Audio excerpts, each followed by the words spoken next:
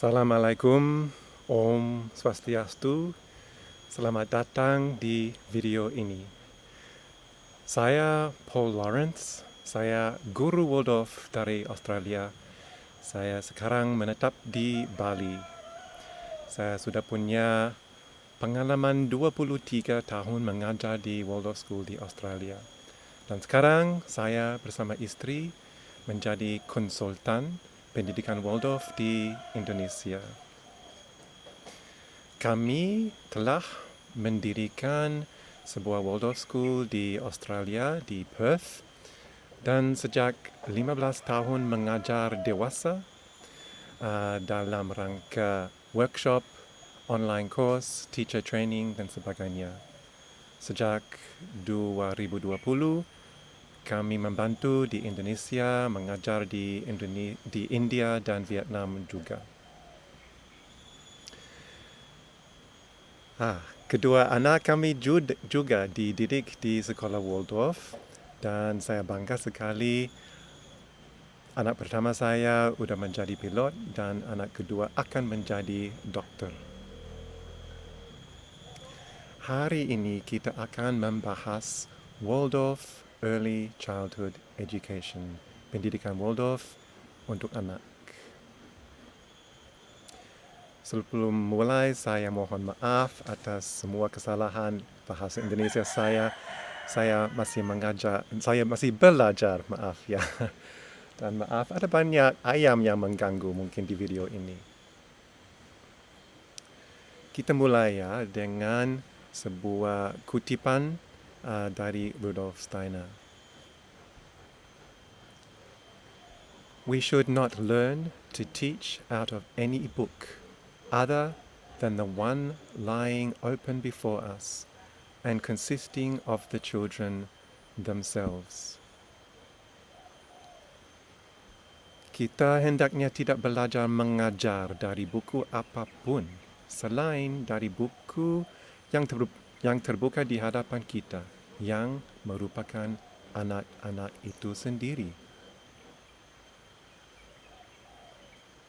Nah, dalam bahasa Inggris kita menyebut a picture paints 1,000 words.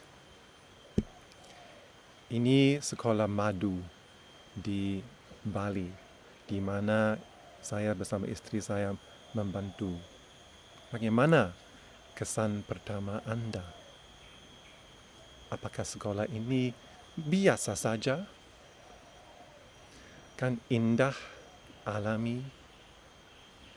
Kalau anak-anaknya begini.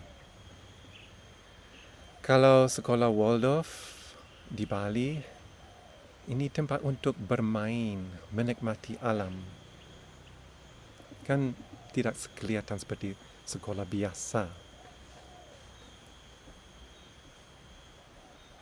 Nah, bukan semua sekolah kelihatan seperti ini di Bali. Kalau di Eropa, Amerika, Australia, berbeda. Tapi tetap indah dengan suasana yang damai dan relaxed. Yang paling penting, intinya Waldorf Education, anak boleh main. Anak dibiarkan menjadi anak saja. Let the children be children. Janganlah mencuri masa anak dari anak. Do not steal the childhood time from our children. Janganlah menanggap anak kecil seperti orang dewasa kecil, kerana fasa anak itu penting. Fasa anak itu sebenarnya kritis, masa dini. Ada kecenderungan ke arah early learning. Banyak orang tua ingin mengajarkan konsep-konsep abstrak dan intelektual pada anak-anak yang masih kecil. Mengajarkan fakta-fakta yang tidak masuk akal bagi imajinasi anak-anak yang masih kecil. Jika kita terlalu mementingkan pembelajaran kepala, hal ini akan berdampak pada perkembangan tubuh. Menurut Rudolf Steiner, ada konsekuens nanti. Konsekuens kesehatan. Konsekuens kesehatan badan, jiwa, sampai kesehatan masyarakat. Jadi sekali lagi, let the children be children. Dalam suasana yang indah, yang baik, tanpa stres. Poin-poin tambahan early childhood. Experiential atau will. Kami belajar atau anak-anak belajar melalui pengalaman. Unconscious imitation of practical activities. Peniruan kegiatan praktis secara tidak sadar. The classroom resembles a beautiful home. Ruang kelas menyerupai rumah yang indah. Dengan natural materials, bahan alami, dengan banyak imaginative play, permainan imaginatif. Bahkan di grade school, di sekolah dasar Waldorf, kami tetap mementingkan fasa anak yang cocok. Kami tetap mengajar melalui gambar, imajinasi, dan melalui pengalaman. Dari pengalaman sampai menggambar, sampai menulis dan membaca juga. Gagasan bisa masuk. Pada umumnya kita mengatakan bahwa pendidikan Waldorf, pendidikan holistik. Kami mengajar head, heart, and hands. Kami mengajar kepala, hati, dan tangan. Ada penilaian kualitatif, bukan kuantitatif. Kami tidak memberi test, ujian, angka atau rangka. Kami menilai anak-anak secara kualitatif, yaitu karakternya, perkembangan sosialnya, perkembangan motoriknya, koordinasi, bicaranya, cara mengatasi tantangan, dan lain-lain. Ada lebih dari 1,200 sekolah dan 2,000 taman kanak-kanak di 75 negara di dunia. Jadi ini sistem sekolah independen terbesar di dunia dan cepat berkembang. Sekolah pertama didirikan pada tahun 1919 di Stuttgart, Jerman. Kalau di Waldorf School itu co-educational untuk baik perempuan maupun laki-laki.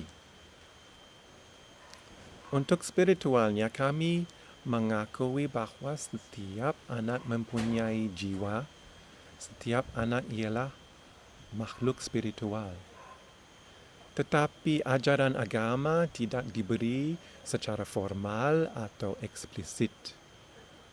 Oleh kerana itu, TK Waldorf boleh menerima semua agama dan kepercayaan. Pendidikan Waldorf berdasarkan observasi anak yang mendalam.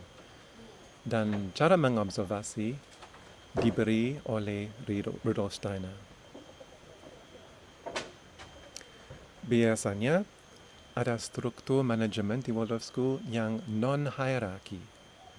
Seringkali tidak ada kepala guru, sekolahnya dipimpin oleh fakultas guru dan yang memutuskan kebanyakan hal. Tidak boleh ada suasana di mana saya merasa terpaksa. Saya sebagai guru merasa terpaksa mengajar ini atau melakukan itu. Seharusnya ada suasana kebebasan di mana guru merasa otonom. Apa yang saya ajarkan sebagai guru harus hidup dalam jiwa saya sendiri. Makanya, biasanya, kalau Anda masuk sekolah Waldorf, ada suasana luar biasa, feeling good. Ada suasana kebebasan yang pasti akan diserap anak-anak. Tapi dalam kebebasan itu, seharusnya ada boundaries, ada disiplin juga. Waldorf School seringkali mempunyai komunitas yang kuat, yang bergabung, yang bekerja sama untuk mendirikan sekolahnya. Sekolah Waldorf seharusnya nirlaba, not for profit. Di luar negeri terkadang didanai pemerintah. Kalau di Australia setengah finance-nya datang dari pemerintah, setengah dari fees orang tua. Kalau di Jerman, seringkali dana pemerintah itu dibatalkan, tidak diterima supaya mereka bebas pengaruh pemerintah. Kalau di sana namanya Freie Waldorfschule, Waldorf School yang bebas aturan dan pengaruh pemerintah.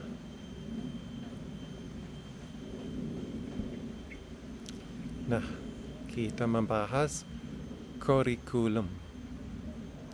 Singkatnya, kurikulumnya From Wonder to Wisdom. Dari rasa takjub menjadi kebijaksanaan. Rudolf Steiner sebenarnya tak pernah memberi kurikulum. Beliau banyak memberikan ajaran tentang perkembangan anak. Dari sanalah kita bisa membuat filsafat dan membangun TK Waldorf, sistem pendidikan cocok untuk anak kecil. Pada masa hidup beliau, tidak ada TK formal yang didirikan. Kurikulum dapat bervariasi sesuai dengan kebudayaan, demografik, dan lain-lainnya.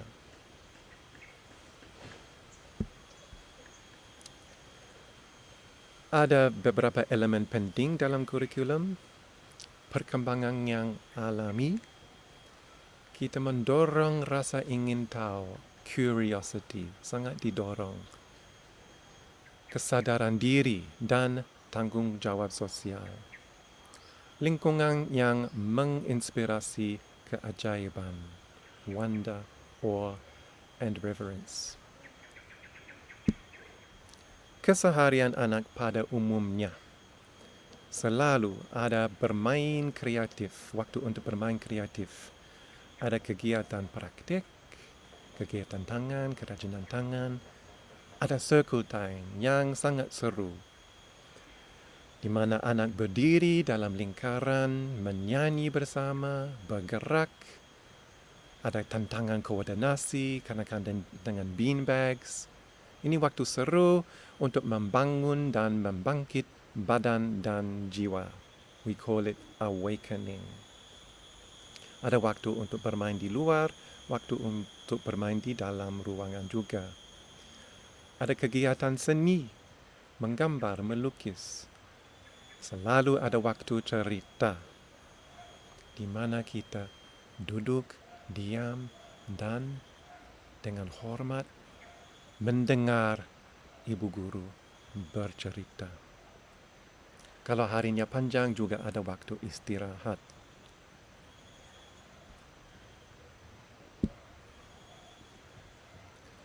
Awe, wonder, reverence.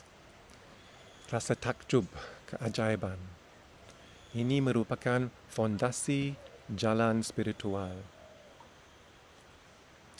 Semasa hidupnya, Rudolf Steiner sudah merasa suasana materialis dan ateis. Makanya, beliau berusaha menjaga spirit tetap hidup. Dan spirit penting untuk pendidikan Waldorf. Akan saya bahas nanti juga tentang spirit. Dalam kurikulum ada ajaran yang terbuka supaya anak bisa menyebut, saya ingin tahu, I want to know, saya curious, ingin tahu. Organ anak masih dalam tahap perbentukan, belum lengkap, belum sempurna, makanya kita tidak mau memberi fakta-fakta yang kaku, yang beku. Lebih baik kita memberi gagasan yang hidup. Apa itu gagasan yang hidup? Contohnya, kami melihat pohon. Kalau fakta-faktanya begini, itu pohon jenisnya begini, nama latinnya begini, bertumbuh di negara itu, besok akan diuji. Atau, kalau di TK Waldorf, marilah lihat pohon itu, betapa indah pohon itu. Marilah kita duduk di teduhnya, lihat daunnya, warnanya. Burung apa itu berkunjung pohon sekarang? Karena pohon itu berhidup. Pohon itu dalam tanda kutip ialah gagasan hidup. Kita memberi gagasan hidup di mana mungkin. Sebab dan akibat diajarkan secara eksplisit atau lebih baik kita mengalami saja. Kami memberi banyak kesempatan supaya anak bisa mengeksplor, mengalami. Ini jauh lebih baik daripada memberi ajaran abstrak tentang akibat dan sebab. Dan sebenarnya konsep-konsep seperti ini belum bisa betul-betul dipahami oleh anak-anak. Mainan berbentuk dengan details diberi atau mainan yang terbuka. Nah, tidak ada banyak details di boneka-boneka ini. Binatang itu mungkin domba, mungkin anjing, mungkin beruang. Apakah manusia itu kakek dan nenek? Atau ratu dan raja? Atau gadis dan anak laki-laki? Detailsnya muncul dari imajinasi anaknya.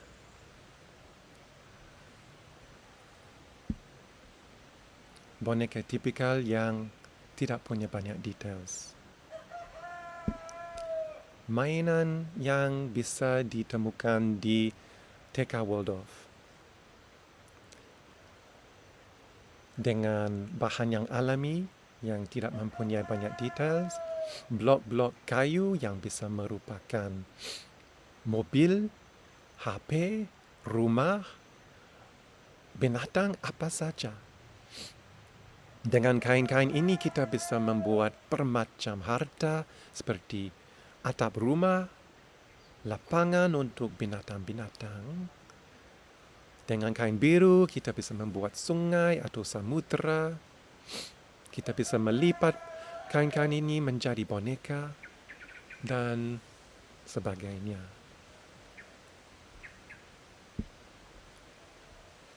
Kalau alam, apa kita memberi pengetahuan ensiklopedis atau pengalaman dan keajaiban, mengalam langsung dengan rasa takjub.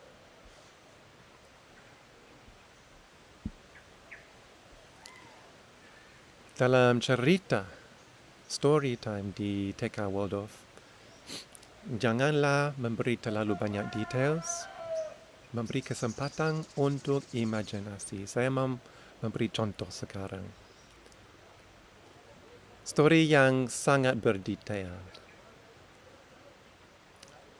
Suatu hari, Johnny terbangun saat itu pukul 7:19. Dia mengenakan pijama yang bergaris biru tua dan kuning. Saat itu 29,5 derajat Celcius. Dia meletakkan kaki kirinya di lantai, lalu kaki kanannya di lantai. Lalu berjalan menuju ke pintu agar dia bisa sarapan. Untuk sarapan yang dia makan, saya kasih details lagi. Kalau di TK Waldorf mungkin suasana cerita begini. Suatu hari, Johnny bangun. Wah, sungguh hari yang indah, katanya. Aku ingin berkunjung kakek di sawah. Sambil jalan di pinggir sawah, dia ketemu capung yang terbang ke sana, kemari. "Halo capung," kata Johnny. Tapi capung itu terlalu sibuk untuk menjawab. Lalu dia melihat kupu-kupu. Apakah ada perbedaan story pertama dengan story kedua? Detail story muncul dari imajinasi anak. Nah, kehidupan. Apakah menurut Anda kehidupan Anda harus tetap dibentuk, formed, atau beku? Atau apakah Anda terbuka terhadap berbagai kemungkinan dalam kehidupan? Apakah hidup fixed atau open-ended? Semua ini mengarah pada kecerdasan kreatif.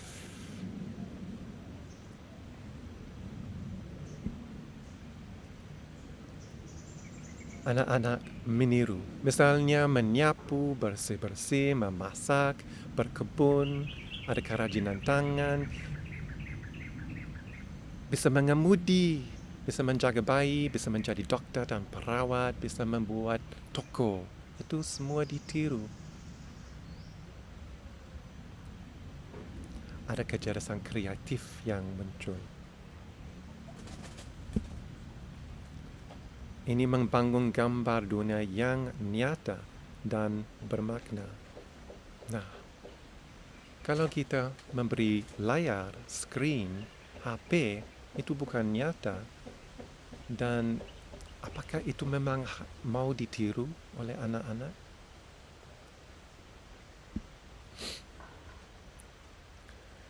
Hadiah terbaik yang bisa kita berikan untuk masa depan yang belum diketahui ialah kecerdasan kreatif. Kita enggak tahu bagaimana masa depannya. Lebih baik kita ajar supaya muncul kecerdasan kreatif. Begitu banyak kreativitas di sini yang membangun anak yang cerdas. Sebatang kayu, sepotong kain, seutas tali, hebat sekali imajinasinya, kecerdasan kreatifnya. Ada poin kedua yang sangat-sangat penting, yaitu will atau kehendak. Dalam filsafat Waldorf, kita manusia bisa dibagi 3. Ada willing, ada perasaan, ada thinking, ada pikiran. Perkembangan paling penting untuk usia 0 sampai 7 ialah willing, kehendak. Mengeksplor melalui tangan, melalui kaki, jari.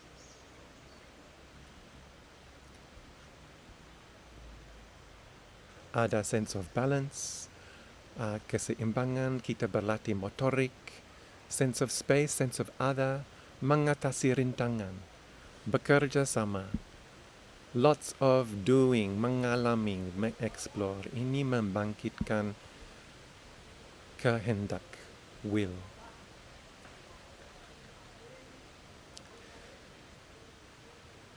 Kalau fase kedua, yaitu usia 7 sampai 14 tahun, muncullah perasaan. Perasaan juga penting untuk masa TK, tapi tidak sepenting kehendak. Nah, kalau pikiran intelektual belum boleh diutamakan dalam fase TK. Di gambar ini kita sadar bahawa fondasi memenang kehendak, willing. Kalau tidak ada dasar willing ini, susah sekali berkembang perasaan dan intelek nanti. Nah, bagaimana dengan moral? Pada zaman ini sangat penting moral itu, tapi kadang kontroversial kan. Moral apa sih yang kami ajarkan kepada anak di Waldorf School? Jawabannya sebenarnya sangat simple. Kita mulia dengan kepercayaan ini. Dunia adalah tempat yang baik. Seharusnya begitu untuk anak kecil. Tidak usah kita menunjukkan hal yang tidak baik, yang jelek, yang jahat. Kita usahakan membangun lingkungan yang baik, lingkungan yang bermoral baik.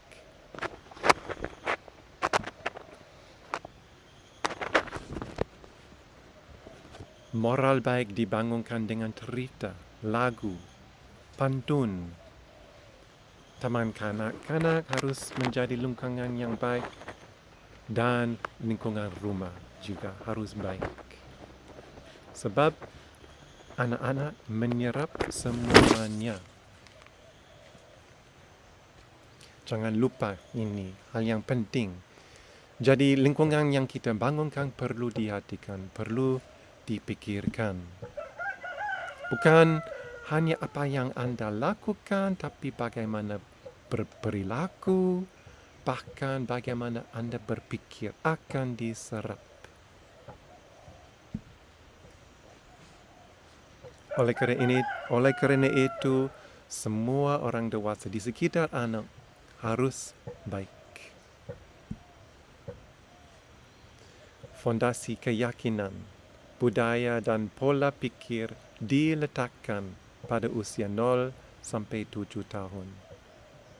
Sepertinya moral diserap secara otomatis melalui udara.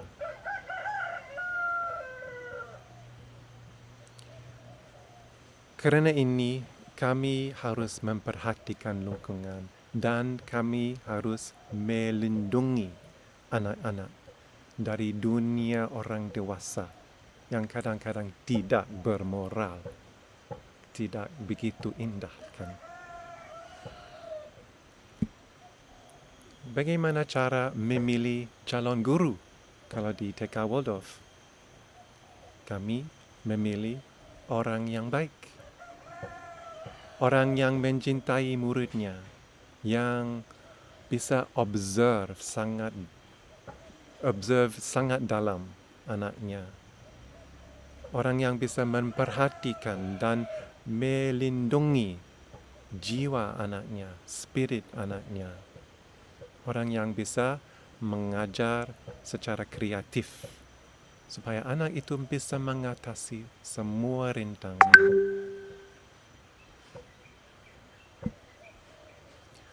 Waldorf School education is not a pedagogical system, but an art. The art of awakening what is actually there within the human being.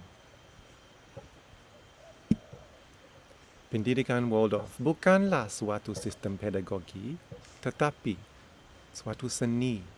Seni membangkitkan apa yang sebenarnya ada dalam diri manusia. The need for imagination, a sense of truth, and a feeling of responsibility. These are the three forces which are the very nerve of education.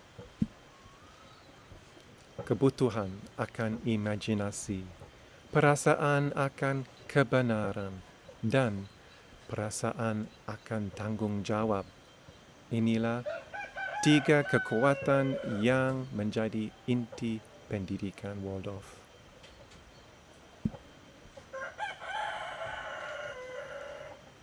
Yang terakhir, kalau Anda perlu info tentang Waldorf di Indonesia, silakan menghubungi Indonesia Waldorf Steiner Association.